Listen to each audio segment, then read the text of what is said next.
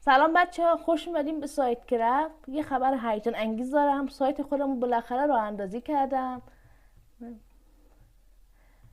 و از این قسمت به بعد قرار تمام آموزش ها رو روی همین سایت واقعی انجام بدیم تا همه چیز شفاف و مرحله به مرحله عمله ببینید.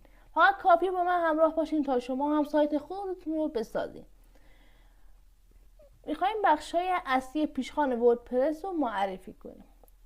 اولی، نوشته ها. برای مدیریت مقالات محتواهای وبلاگ شامل ایجاد، ویرایش، حذف و زمانبندی نوشته ها.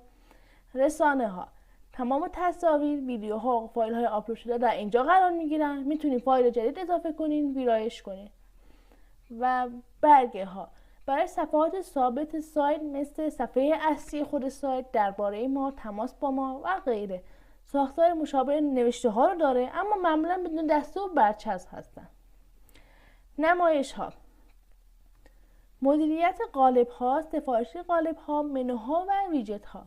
با این بخش ظاهر سایت و بخش های مختلف رو میتونیم کنترل کنیم. افزونه ها. قابلیت های جدید به سایت اضافه میکنیم مثل فرم تماس، سئو، امنیت و غیره.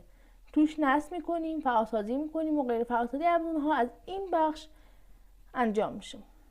کاربران، مدیریت کاربران و نقش هاشون مثل ادمین، ادیتور و نویسنده.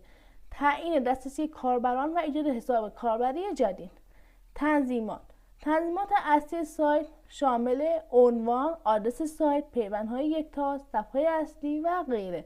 بخش مهم برای شروع درست یک سایت وردپرسی.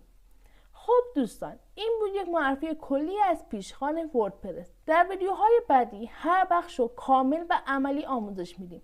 یادتون نره لایک کنین، سابسکرایب کنین و تو کامنت بنویسین کدوم بخش رو میخوایم زودتر شروع کنیم. ممنون تا اینجا همراهمون بودین.